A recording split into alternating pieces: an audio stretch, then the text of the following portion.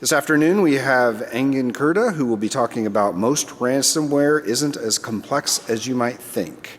As always, please remember to put your mobile devices on silent so that we're hearing just Engin. Thank you very much. Hi, good afternoon everyone. Thanks for showing up. I have the pleasure of having the last session. Hopefully it's not the curse of having the last session. So briefly about my background. So I'm a computer science professor at Northeastern University in Boston. I've been doing malware research for the last 10 years or so. And I've helped build some popular malware analysis systems like Anubis, Exposure, Wepoet that some of you have maybe used in the past. And I'm also one of the co-founders of Lastline that does zero-day threat protection. So we work on malware. And Lastline Labs is actually our research arm. So this work is partially based on a study that my PhD student, Engin Kirda, actually worked on, and I published with some co-authors at a conference called DINMA 2015. So there's a scientific paper that goes with this presentation. If you Google for cutting the Gordian knot, a look under the hood of ransomware attacks, Google is going to spit out the PDF, and if you're interested in the technical details, I would refer you to that paper. So there's definitely more information there. I have a short session, so that's why it's going to be a short talk. So some key takeaways from this presentation. So the majority of ransomware actually launches relatively straightforward attack payloads. When I say that ransomware, most ransomware isn't complex, some people are going to find that provocative. They're going to say, no, but ransomware is malware, they do all these things, they're actually complex. So we're going to look at some examples. We're going to look at the big picture.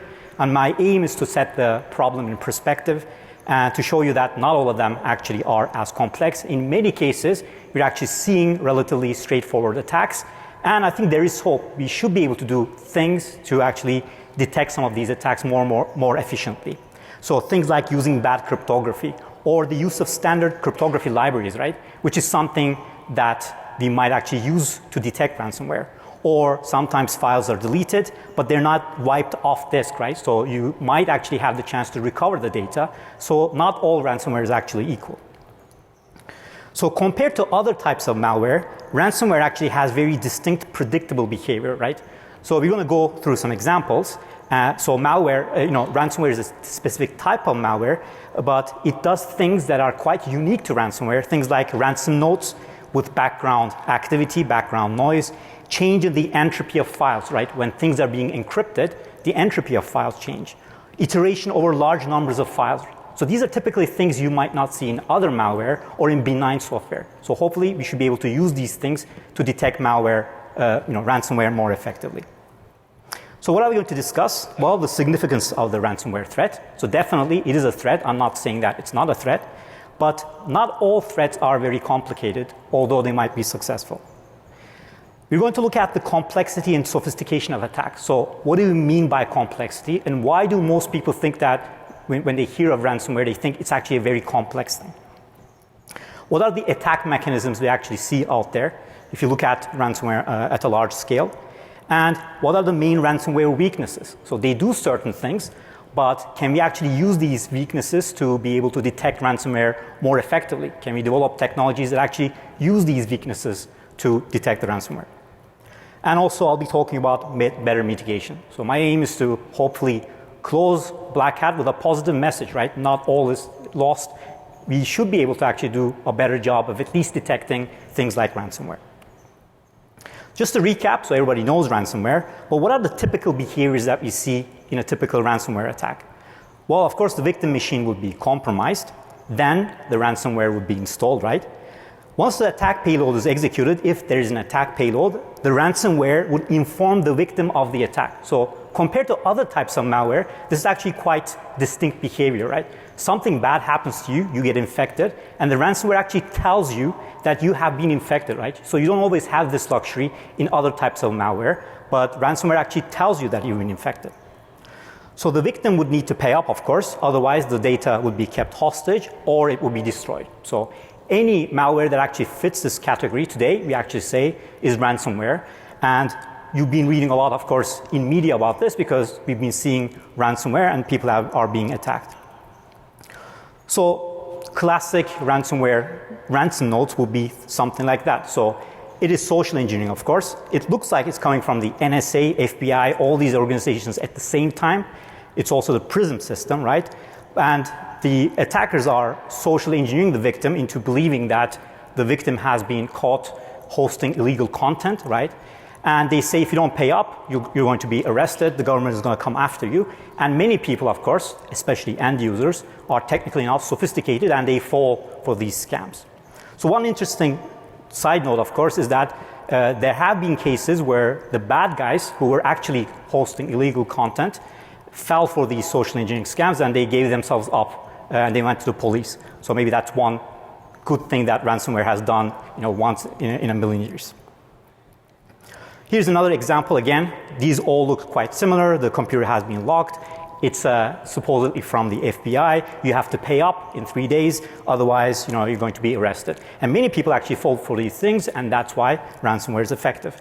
But it's not too different from other types of malware that you see. For example, fake AV, where you think that you're buying an AV product, but it's actually a fake AV product. So how has ransomware evolved over the years? Well, the ransomware concept actually dates back to the end of the 80s, right, to the beginning of the 90s. So people came up with this idea. It has been around for a long time, but it has been rediscovered. So clearly, ransomware attacks have actually increased in numbers over the last 5 years. So we've been seeing more and more of ransomware. Some of them are more sophisticated than easier variants. Damages are being reported. And it's interesting, right? People like this idea of encryption, deletion, especially encryption is magical. That's why there are many reports, and a typical end user, thinks that ransomware is a very, very complicated thing. Also, this is fueled by many security reports that talk about the sophistication and the complexity of individual attacks. Some report might say, we just saw this example, this sample does encryption in a very, very good way, and we cannot recover the data because the encryption is sound, right? Reports like that create the general impression in the public that we're faced with a new threat that is very difficult or that's impossible to prevent, right? Because if the information has been encrypted in a very, very good way, then we cannot decrypt it if we don't have the key. There is truth in that, so some attacks are effective, even simple ones are effective. Here is an announcement from the FBI that actually reports that many people were victims of CryptoWall. Many people ended up actually paying money to CryptoWall, and $18 million were lost. So there is damage, right? But the question then is, if you look at the code, if you analyze the attack, how much sophistication are we actually seeing there, right? Is this another type of Stuxnet, or are we dealing with common sense and common behaviors that you also see in other malware, right? Is ransomware a lot different than other types of malware that we see out there? So not only end users, of course, are victims of such attacks. Organizations generally are well protected, so a typical company is not going to be scared of ransomware because they are going to have good backup policies, hopefully, or they're going to have systems that are more effective against malware. But there are smaller organizations. For example, this is an example from a small town in Massachusetts where the police ended up paying the ransom because their machines were attacked and they could not recover the data. But why is that happening? Is it happening because the ransomware is very complicated, or is it happening because the organization was ill-prepared and they didn't have the right defenses or the right security policies? So in this case, yes, ransomware attacked them, but any other type of malware could have also attacked them. So what is complexity and sophistication then when we talk about this? So everybody says it's very complex, it's very sophisticated. So a typical way of measuring ransomware sophistication is to look at the code and to look at evasion, right? Any person is going to say, oh yeah, this is very complicated because you're having a tough time detecting it. Because you're having a tough time detecting it, it must be complicated. It has a certain sophistication. So we look at evasion. We look at things like packing. We look at dynamic checks. We look at encryption, right? Are they using a good encryption algorithm or are they using a weak one? So these are the type of things that we actually look at, and then we say it's actually a complex attack. So evasion, of course, is not something that you only see in ransomware. You also see it in other types of malware. So it's actually common behavior, right? It's not unique to ransomware. So things like stalling against the analysis environment or self-modifying code that adapts itself. So in this work, we're actually looking at the sophistication of the attack after compromise. So we're going to look at what ransomware actually does. If you look at the big picture, of course, there are samples that are, that do more nasty things than others, but how complicated are they and how complex are these attacks? And then you can make up your mind about it. So to be able to do this, we collected some samples. So we took a historical look at the ransomware. We looked at samples from 2006 to 2014. We looked at more than 1,300 samples covering 15 families, including modern families like Cryptolocker and CryptoWall. So we did this by crawling the web, looking at public repositories, getting some data from Lastline as well. And we analyzed these files and tried to gain some insights into what we're actually seeing, what we saw in the past, what we're actually seeing today. So we did automated dynamic analysis for all the samples. In some cases, after running the sample, if there are issues, we actually, if we thought it was necessary, we did manual analysis too. So one challenge here is if you are looking at any malware sample, how do you actually know that it belongs to that family? How do you know it's Cryptolocker, CryptoWall, etc.? So our methodology was that we cross-checked with VirusTotal, and if 3 or more scanners actually agreed on the sample and gave it the same name, we said, okay, this looks like a sample from Cryptolocker, CryptoWall, etc. So we created a labeled data set. And all the samples we actually looked at showed some ransomware behavior. So what are the attack payloads? So encryption, of course, is a popular thing, right? So about 5% of the samples that we actually looked at were using some sort of encryption. It's generally well known that older samples used to implement this encryption themselves. So basically, the malware authors decided that they wanted to implement this. So there's custom encryption, which actually leads to mistakes. So there have been many reports where you actually look at the encryption, it's actually not implemented well, or the attackers make mistakes like leaving keys on disk, and you can actually use these things to decrypt the data. So this is something that used to happen quite a bit in the past. So it was not perfect. Recently, we're seeing more samples that actually use standard libraries, right? So current popular families like Cryptolocker and CryptoWall use the Windows crypto libraries. So these are standard libraries, and they are being used because they're standard libraries. They do the crypto, they do the software engineering. So if something is encrypted with them, of course, it's difficult to decrypt it, right? Because, especially if you don't have the key. The question, though, is this sophistication or is this just good software engineering? Every good software engineer knows that you don't implement encryption algorithms yourself. You use things that other people have implemented, have verified. So this is actually good software engineering, right? So the fact that they're using standard libraries is good practice, right? It just makes their product more stable, but it's not that sophisticated in the sense that they're using standard libraries. So using strong crypto libraries is actually a double-edged sword for the attackers. At the one hand, they can actually create damage that it makes, that's irreversible, that's tough for us. But at the same time, if you're doing dynamic analysis, so if you're looking at this piece of code before it reaches the end users, it gives you the chance to catch certain things, such as the use of these libraries. So if you see that something suspicious is using crypto libraries, maybe you can actually use that against that sample, and you know that you're potentially dealing with a ransomware sample. What about deletion mechanisms? So about 36% of the five most common ransomware families in the data set were deleting files. If you didn't pay up, the files were actually being deleted. So most of the deletion, in fact, was quite straightforward. How would a professional person do this? They would actually aim to wipe the disk so that the data is it's difficult to recover the data, right? So you would write over the disk. So you would wipe that file off the disk. But most of them were, of course, lazy, and they were directly working on the master file table entries and marking things as being deleted, but the data was still remaining on disk, right? So yes, it was deleted, but you had the potential and the possibility of recovering the data in some of these samples because it wasn't actually completely corrupted, right? So recovery was actually possible in many cases, right? So just because you're hit by ransomware doesn't mean that you cannot recover the data. In some cases, if it's a simpler variant, you might be able to recover the data too. But at the same time, this use of MFT could be an effective venue for detecting a ransomware during analysis. If you see that a lot of MFT activity is being done. Maybe bulk deletions are being performed during the analysis that might give you the chance to say, hey, this looks suspicious. Benign software wouldn't typically do this. Combining it with other things that you've seen maybe would give you the possibility of detecting ransomware more effectively. So many samples, of course, also lock the desktop. That's another classic ransomware behavior. Rather than deleting things, rather than encrypting them, what is a simple attack? You basically lock the desktop and you keep the users out of the desktop. This is classic ransomware behavior. So more than 60% of the samples we looked at, if you think of this historically, this was a very, very popular thing in the past.